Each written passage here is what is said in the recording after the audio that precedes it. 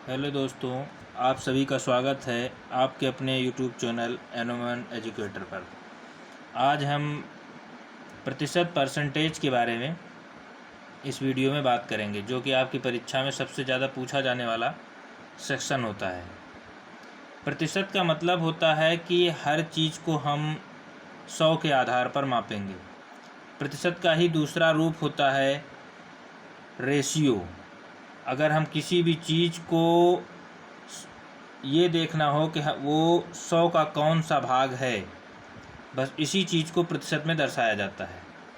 जैसे अगर कहीं पर लिखा हुआ है 60%, प्रतिशत को हम ऐसे ही लिखते हैं 60%, तो इसको हम परसेंटेज का जब निशान हटाएंगे तो इसमें 60/100 हो जाता है। ये देखिए, एक रेशियो के रूप में ही आपको वैल्यू मिल गई। ये इसको हम रेशियो के रूप में और सॉल्व भी कर सकते हैं। जैसे इसको हम सॉल्व करेंगे तो 3/5 आएगा आपका, इन दोनों को काटने पर। तो ये एक रेशियो का ही रूप होता है और इसको हम 100 के आधार पर ही हमेशा मापते हैं। इसको हम एक और उदाहरण से देख सकते हैं कि जैसे हम सभी परीक्षाओं में अंक प्राप्त करते हैं, तो जैसे किसी बच्चे ने 60%, 70% या 80% अंक प्राप्त किए, तो वो वास्तव में कितने अंक उसने प्राप्त किए। जैसे कि कोई भी परीक्षा जिसका पूर्णांक 100 का है और उसने उसमें जो है 70% अंक प्राप्त किए, तो हम इसको लिखेंगे 70%। तो इसको कैसे लिखा जाएगा? 70/100। तो इसका मतलब है कि उसने हर 100 में, अगर 100 का पेपर था तो उसमें उसने 70 प्राप्त किए। अगर इसी तरीके से पेपर 100 का ना हो करके, जैसे हाई स्कूल का पूर्णांक होता है, जैसे हाई स्कूल की परीक्षा का पूर्णांक जैसे हम देखते हैं 600 का पूर्णांक होता है, तो अगर किसी बच्चे ने हाई स्कूल की परीक्षा में 70% अंक प्राप्त किए, तो इसका मतलब है कि उसने हर 100 में 70 अंक प्राप्त किए। लेकिन पूर्णांक यहाँ पर हमारा कितना रहता है? 600 का पूर्णांक रहता है। हाई स्कूल की परीक्षा में हमारा पूर्णांक रहता है जैसे 600 का।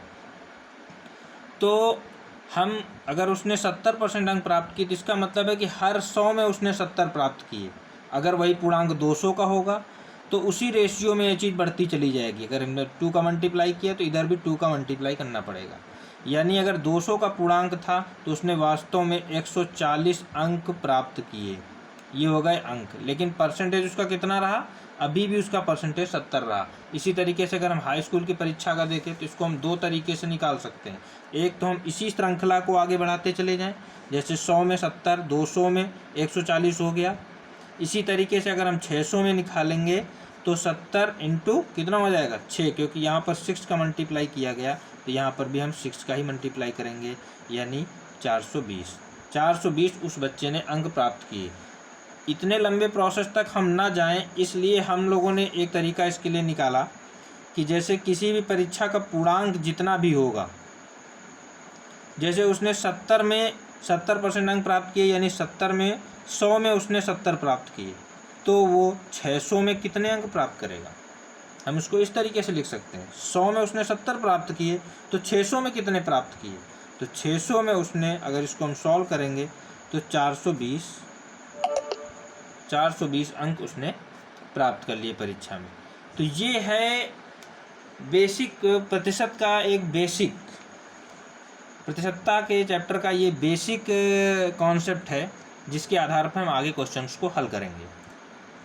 एक कॉन्सेप्ट और हम थोड़ा सा देख लेते हैं कि जैसे हर वैल्यू अपने आप में 100% होती है। तो अगर उसमें अगर ये कह दिया जाए कि इसको 20% से कम कर दिया जाए, जैसे 100 है, अगर इसको हम 20% से कम कर दें तो इसका 20% अगर हम निकालेंगे तो कितना आएगा? इसका 20% अगर हमको निकालना है तो 20 आएगा, और इसको कम करना है यानी इसी वैल्यू से हमको इससे 20 कम करना है, यानी 80 आ गया।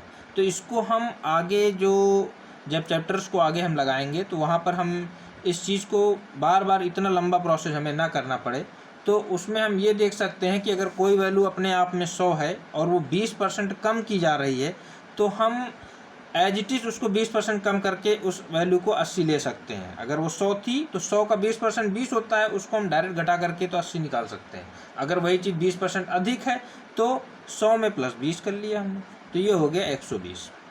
तो इस चीज़ को आपको ख़ास तौर से ध्यान देना है कि अगर कहीं पर कह दिया जाए कि ए की वैल्यू बी की वैल्यू से 20% कम है, तो हम ए की वैल्यू, जैसे अगर ए की वैल्यू और बी की वैल्यू, ए की वैल्यू बी की वैल्यू से, या फिर अगर ए 100 है और ये कह दिया जाए कि बी उससे 20% कम है, तो 20% इसका 20% पहले हम निकालेंगे, आएगा कितना 20, और इसको अगर हम इसमें 100 में लेस करेंगे तो कितना आएगा 80। तो इसको हम डायरेक्ट भी कर सकते थे कि अगर बी की वैल्यू जो है ए की वैल्यू से 20% कम है तो ऑटोमेटिक, अगर ये 100 था तो उसका 20% निकाला 20 है, 20 में लेस किया तो 80 हो गया।